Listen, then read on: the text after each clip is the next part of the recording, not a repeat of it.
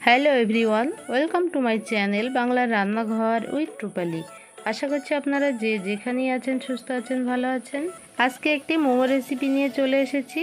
আর এই first time কোনো momo recipe আমি আমার চ্যানেলে শেয়ার করব। ভিডিওটি প্রথম থেকে শেষ পর্যন্ত দেখতে থাকুন, আশা করছি ভালো লাগবে। চলুন কথা না বাড়িয়ে বানানো শুরু করি।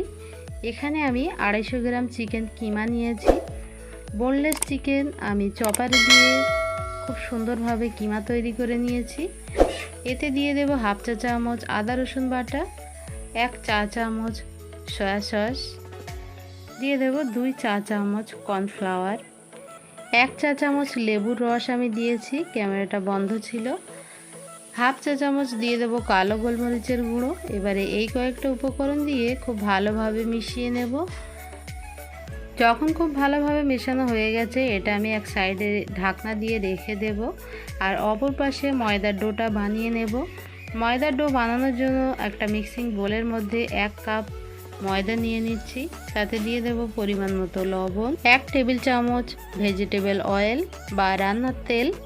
এবারে এই শুকনো উপকরণের সঙ্গে তেল এবং লবণটা ভালোভাবে মিশিয়ে নেব।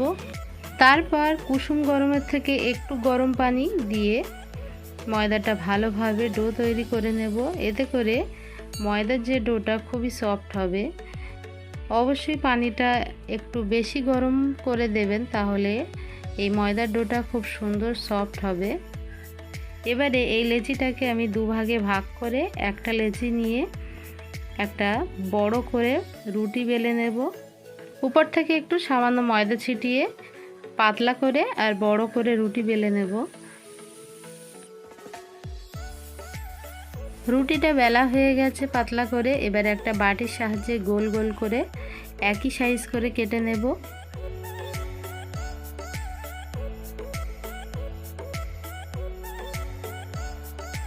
এবারে আগে থেকে যে চিকেনটা ম্যারিনেট করে রেখেছিলাম, সেই চিকেনটা থেকে 1 চা চামচ করে নিয়ে দিয়ে দেব।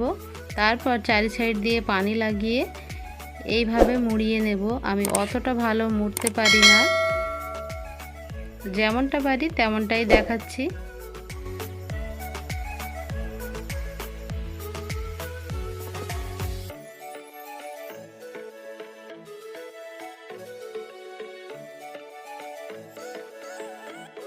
একটা মোমো আমি মুড়িয়ে নিয়েছি, তো আরও একটা আমি মুড়িয়ে দেখাচ্ছি অন্য ডিজাইন করে। একইভাবে আমি চিকেন পুর দিয়ে নিয়েছি, চারি সাইড দিয়ে পানি লাগিয়ে নিয়েছি। আর ঠিক এইভাবে 4টে কানা ধরে এইভাবে চেপে দিলে খুব সুন্দরভাবে একটা ডিজাইন উঠে আসবে। আরও একটা মোমো আমার রেডি হয়ে গেল। সেম পদ্ধতিতে আবারও চিকেন পুর দিয়ে চারি সাইডে পানি লাগিয়ে নিয়েছি। আর এটা ঠিক যেমনটা পুলি পিঠা হয় ঠিক তেমন করে মুড়িয়ে নিয়ে দুটো কানা জুড়ে দিলেই বেশ সুন্দর একটা ডিজাইন উঠে আসে। সব থেকে এটাই মনে হয় সহজ। তো এই 3টে ডিজাইনই আমি পারি, তাই আমি এই 3টে ডিজাইন আপনাদের সঙ্গে শেয়ার করেছি। একইভাবে আমি সবগুলো মোমো রেডি করে নিয়েছি। এবারে আমি মোমোগুলো ভাপ দিয়ে নেব। এর জন্য কড়াইতে আগে থেকে পর্যাপ্ত পরিমাণ পানি দিয়ে পানিটা গরম করতে বসিয়ে দিয়েছি। পানিটা যখন বলক চলে এসেছে, তার উপরে দিয়ে দেব এরকম ছিদ্রওয়ালা একটা প্লেট। এগুলো বাজারে অ্যাভেলেবেল, খুব সহজেই কম পয়সায় কিনতে পাওয়া যায়। আমার এটা মাত্র 40 টাকা নিয়েছিল। আর খুব সুন্দর করে এগুলোতে মোমোগুলো বসানো যায়।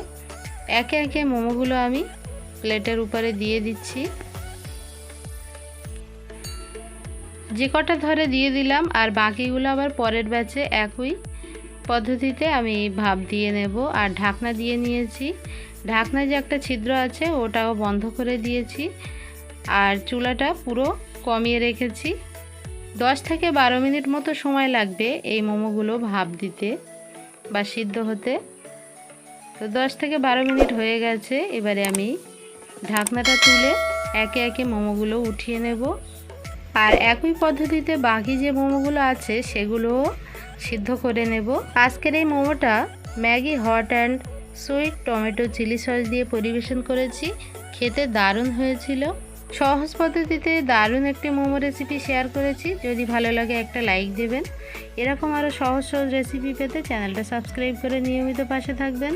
দেখা হচ্ছে আবারও পরবর্তী নতুন কোনো রেসিপির সঙ্গে। সে পর্যন্ত সবাই খুব খুব ভালো থাকবেন। আল্লাহ হাফেজ।